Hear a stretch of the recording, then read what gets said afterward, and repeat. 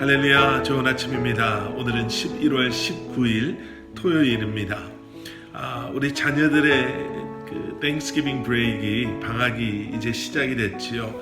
그래서 이미 여행 중에 계신 또 가족들을 만나기 위해서 out of town 하신 우리 성도님들이 좀 계셔서 오늘 새벽 예배는 이렇게 영상으로 준비해 봤습니다. 여러분, 오늘뿐만 아니라 여행 중이신 우리 성도님들도 계신 곳에서 우리 주일 예배 잊지 마시고요.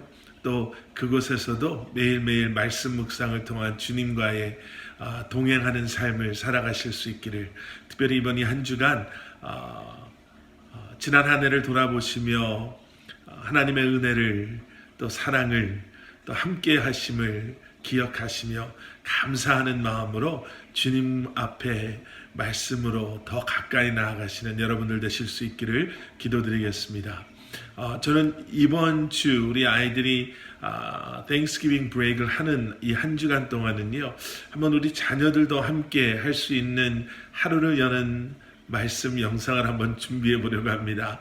한 번도 안 해본 것이기 때문에 좀 부담도 되지만 이번 기회에 여러분들 가정에서 우리 어린 자녀들과 또 유스 자녀들과 함께 말씀 묵상을 다시 한번 새롭게 시작해 보실 수 있기를 기도하는 마음으로 준비하겠습니다.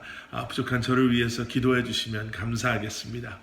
자, 우리 오늘 함께 보실 말씀 우리 먼저 함께 보시고 그리고 말씀 나누도록 하겠습니다. 창세기 49장 우리 1절부터 7절까지 말씀, 창세기 49장 우리 1절부터 7절까지 말씀 우리 함께 말씀 보시고 말씀 나누도록 하겠습니다. 야곱이 그 아들들을 불러 이르되 너희는 모이라. 너희가 후일에 당할 일을 내가 너희에게 이르리라. 너희는 모여 들으라. 야곱의 아들들아, 너희 아버지 이스라엘에게 들을지어다. 르우벤아, 너는 내 장자요 내 능력이요 내 기력의 시작이라. 위풍이 월등하고 권능이 탁월하다마는 물의 끓음 같았은즉 너는 탁월하지 못하리니 내가 아버지의 침상에 올라 더럽혔음이로다. 그가 내 침상에 올랐었도다. 시몬과 레위는 형제요 그들의 칼은 폭력의 도구로다. 내 호나 그들의 모의에 상관하지 말지어다. 내 영광아 그들의 집회에 참여하지 말지어다. 그들이 그들의 분노대로 사람을 죽이고 그들의 혈기대로 소의 발목 힘줄을 끊었음이로다. 그 노여움이 혹독하니 저주를 받을 것이요 분기가 맹렬하니 저주를 받을 것이라. 내가 그들을 야곱 중에서 나누며 이스라엘 중에서 흩으리로다. 아멘. 야곱은 자신의 삶이 이제 얼마 남지 않았음을 알았었던 것 같습니다. 그래서 야곱은 자신의 아들들을 불러 모으지요. 그리고 오늘 보시는 49장 이하의 말씀 속에서 그들의 아들 한 명 한 명에게 하나님의 뜻을 전해주게 됩니다. 오늘 본문 2절에서 그리고 이렇게 말하지요. 너희는 모여 들으라. 언젠가 우리가 창세기 말씀을 함께 공부하면서도 이 들으라라는 이 단어의 어원에 대해서 한번 설명드린 적이 있습니다. 여기에 나오는 들으라라는 단어뿐만 아니라 사실 성경에 등장하는 하나님의 우리를 향한 들으라라는 말씀의 어원 속에는 그저 우리의 귀, 청각의 의미만을 가지고 있는 것이 아니라 듣는 것, 그리고 깨닫는 것, 그리고 깨달은 그것을 우리의 삶 속에 적용하고 실천하는 것까지 포함합니다 라고 설명을 드렸었죠. 바로 그 의미를 포함하고 있는 단어가 2절에 나오는 들으라 라는 말씀입니다. 우리의 신앙생활을 들여다봐도요, 우리의 신앙생활이 말씀을 듣는 데서 끝나는 경우가 안타깝게도 참 많이 있습니다. 그 어느 때보다 우리가 쉽게 하나님의 말씀을 들을 수 있는 너무나도 편리한 이 세상 속에 살고 있는 우리에게는 정말 말 그대로 입맛대로 우리가 듣고 싶은 말씀을 찾아 들을 수 있는 그러한 시대 속에 우리가 살아가고 있는데요. 그런데 우리가 그렇게 듣는 데에만 머물러 있어서는 안 된다라는 거죠. 들었으면 이 말씀을 깊이 묵상함으로 그 말씀을 통해 우리로 하여금 깨달아 알게 하시는 그 진리의 말씀을, 약속, 언약의 말씀을 우리가 붙잡고 우리가 그 말씀대로 살기 위해서 또 그 말씀을 매일매일 우리의 삶 가운데 적용하며 말씀의 열매를 맺기를 소원하는 마음으로 몸부림치며 살아야 하는데, 우리는 그저 듣고 그 들음에서 오는 지식이라고 할까요? 정보라고 할까요? 인포메이션이죠. 성경에 대한 지식이 늘어남에 만족하고 거기에 머물러 있는 경우가 너무 많다라는 거죠. 여러분, 오늘도 말씀을 들으시면서 끝나는 것이 아니라 다시 한번 이 말씀을 들으시고 묵상하시고 그리고 깨닫게 하시는 성령님의 도우심으로 하나님 아버지의 마음을, 그 뜻을 다시 한번 깨달아 알므로 그 말씀을 붙잡고 이 한날을 살아가기에 애쓰시는, 발버둥 치시는 그러한 저와 여러분들 되시기를 우리 주님의 이름으로 간절히 축원합니다. 그럴 때 말씀이 우리의 삶 가운데 놀라운 역사를, 그 말씀의 능력을 우리가 경험할 수 있게 되는 줄 믿습니다. 아멘. 자, 그렇게 이제 야곱은 아들들을 향한 하나님의 뜻을 이제 전해주기 시작합니다. 3절에 가장 먼저 르우벤이 등장하죠. 르우벤에 대해서 먼저 야곱은 이렇게 말합니다. 너는 내 장자요, 내 능력이요, 내 기력의 시작이라. 위풍이 월등하고 권능이 탁월하다마는. 참 좋게 시작이 됐습니다. 르우벤이라는 사람은 이러한 사람이었습니다. 그리고 그에게는 이러한 가능성이, 포텐셜이 있었던 그러한 사람이었죠. 그런데 그 마지막이 그랬지만은으로 끝나죠. 그리고 4절에는 르우벤에 대해서 이렇게 이야기합니다. 하지만 너는 물의 끓음 같았은즉 너는 탁월하지 못하리니 내가 아버지의 침상에 올라 더럽혔음이로다. 여기에 물의 끓음 같다라는 표현은요, 아마 여러분들이 지금 생각하고 계시는 그 의미가 틀린 의미가 아닐 것입니다. 아마 대부분의 분들이 급한 성격, 경솔함, 경박함 이런 것들을 생각하셨겠죠. 그런데 여기에 나오는 물의 끓음 같다라는 이 의미 안에는 음탕함이라는 의미도 포함하고 있습니다. 르우벤이 피해갈 수 없는 그의 결정적인 실수, 죄가 있었죠. 라헬의 몸종이었고 그리고 아버지의 아내였던 빌하와 잠자리를 함께 했던 것이었습니다. 그래서 4절 뒷부분에는 아버지의 침상을 더럽혔다. 그가 내 침상에 올랐었다. 라고 이야기하고 있죠. 장자로서의 특권, 또 장자로서의 그 지위를 잃어버렸다라고 이야기하고 있습니다. 그리고 오늘 본문 뒷부분에는요, 시므온과 레위에 대한 야곱의 예언의 말씀이 이제 등장합니다. 그리고 시작부터 부정적인 말씀이 등장하죠. 그들의 칼은 폭력의 도구로다. 시므온과 레위는 형제요, 그들의 칼은 폭력의 도구로다. 여기서 형제라는 이 표현은 너무나 당연한 표현이지요. 야곱에게 4명의 아내가 있었고 그 4명의 아내들을 통해서 12의 아들들을 낳게 되었지요. 비록 어머니들은 다를 수 있지만 그들은 모두 야곱의 아들들이요, 그래서 형제라는 표현이 맞는 표현입니다. 그런데 여기서 형제요라는 이 형제의 표현은, 이 단어는 그런 형제의 의미도 포함하고 있지만 또 다른 의미에서는 그 두 사람 시므온과 레위는 비슷한 성격, 비슷한 모습을 가진 사람들이다 라는 그러한 의미도 포함하고 있는 그러한 단어입니다.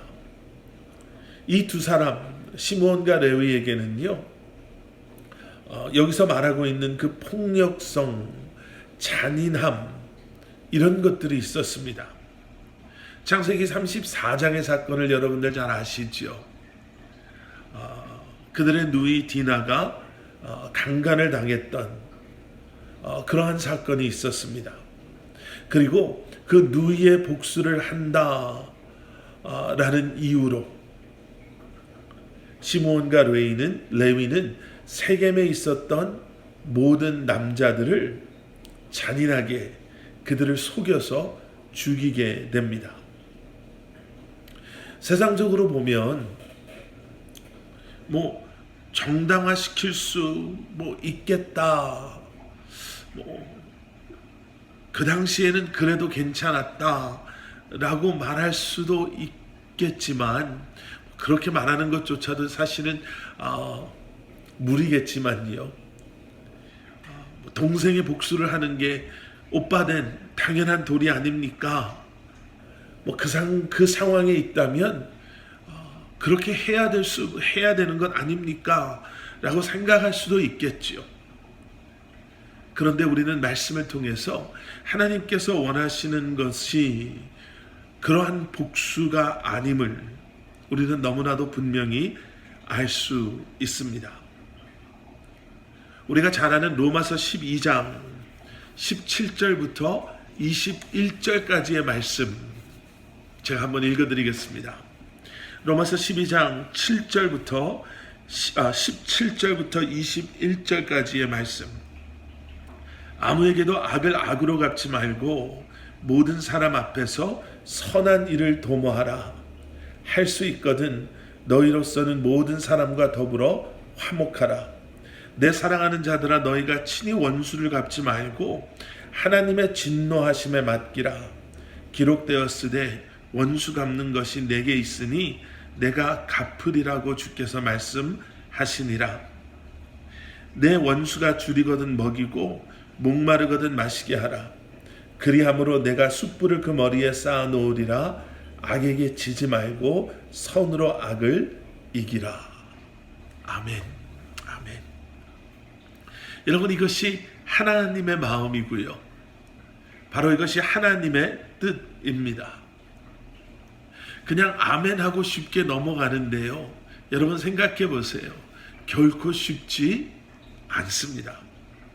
왜냐하면 우리 안에는, 내 안에는 아직도 혈기가 가득하고 한번 끌어오르면 웬만해서는 컨트롤할 수도 없고 가라앉지도 않는 이 욱하는 이 성격, 이 감정이 우리 안에 얼마나 가득 차 있는지 모릅니다. 특히 우리가 정당화할 수 있는 그러한 상황 속에서는,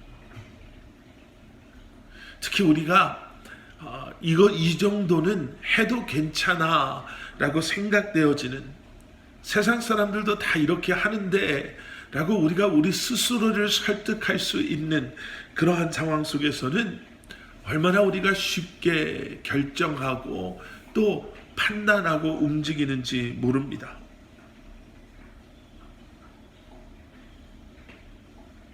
그렇기 때문에 여러분, 우리는 오늘 본문 2절에 나오는 그 들으라 라는 말씀에 더 집중하고 그 말씀을 붙잡아야 할 줄 믿습니다.